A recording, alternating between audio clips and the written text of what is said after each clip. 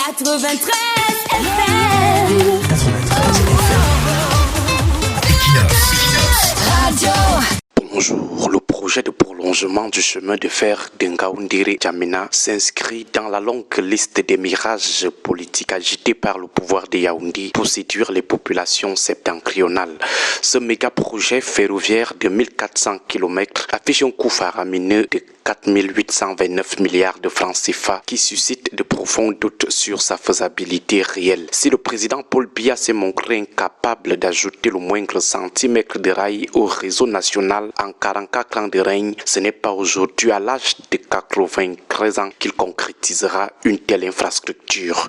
L'histoire du rail camerounais démontre que toutes les lignes existantes relèvent des administrations précédentes. La colonisation allemande et française a tracé les premiers réseaux avec la ligne Victoria-Mendia de 60 km en 1902, la ligne du Nord reliant Bonabéry à Konsamba sur 172 km en 1911, le tronçon Douala-Ezek en 1914, puis la liaison Ezek-Yaoundé de 307 km achevée sous mandat français en 1927.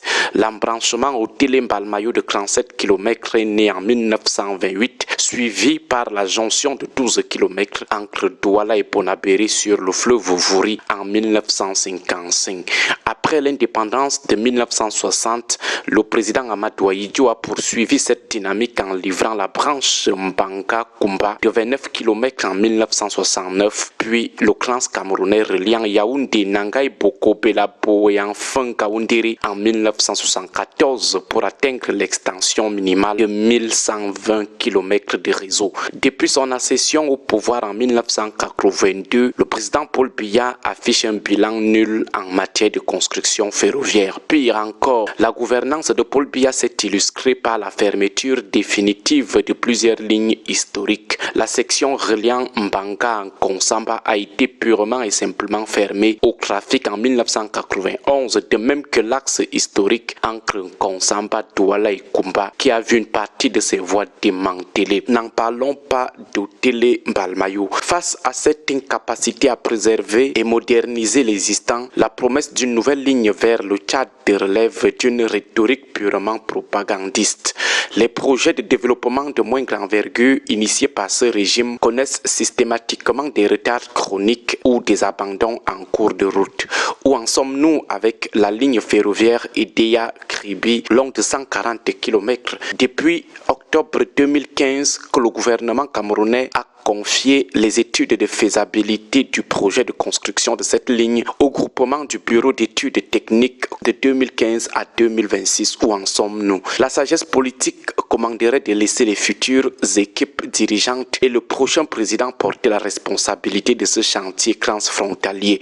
Bien que cette interconnexion implique deux États, le leadership affiché par Yaoundé risque de plomber l'initiative en raison d'états structurels de sa gouvernance. Le Cameroun a toujours brillé par ses chantiers inachevés et ses infrastructures livrées avec des décennies de retard. Pour ce nouveau chemin de fer, les seuls arbitrages financiers interpellent les experts. À titre de comparaison, le projet ferroviaire reliant Niamey au Niger à Cotonou au Bénin sur un linéaire de 1050 km a été estimé à seulement 700 milliards de francs CFA. Les 4829 milliards de francs CFA exigés pour l'axe Ngaoundéré-Djamena apparaissent disproportionnés pour une ligne unique qui risque de n'être qu'un train lent équipé de wagons antiques. Le manque de maturation technique et diplomatique confirme le caractère fictif des annonces de démarrage des travaux initialement évoquées pour le second semestre 2025. Rien que pour les études de faisabilité financées à hauteur de 3 milliards de francs CFA par la BAD, le Cameroun a enregistré un retard de 8 ans. Prévues pour 2016, ces études n'ont été validées et présentées aux investisseurs qu'en juin 2024. Si la phase théorique nécessite près d'une décennie de retard, la mise en œuvre physique s'annonce alors hypothétique. De surcroît, Yaoundé s'est précipité pour annoncer le lancement du projet alors qu'aucun consensus n'existe sur le tracé définitif avec son voisin tchadien. Le Tchad rejette fermement l'itinéraire camerounais traversant Garoua-Maroua-Kousseri pour N'Djamena car il transforme la capitale tchadienne en un simple terminus sans desservir aussi une partie de son territoire. N'Djamena exige un tracé alternatif passant par Yagua au Cameroun, puis par les localités tchadiennes de Kelo, Mbongo, Gelendeng, La Lumia, Mandelia et Kouldoul afin de désenclaver les bassins cotonniers du Tchad et les zones agricoles méridionales avant d'arriver à N'Djamena. Le forcing communicationnel de Yaoundé s'apparente donc à une manœuvre pour bluffer l'électorat du Grand Nord alors que les fondamentaux techniques, financiers et diplomatiques du projet sont encore en cours de traitement. L'annonce précipitée de ce chantier ferroviaire confirme que le régime actuel privilégie les effets d'annonce à la réalisation concrète des infrastructures de développement.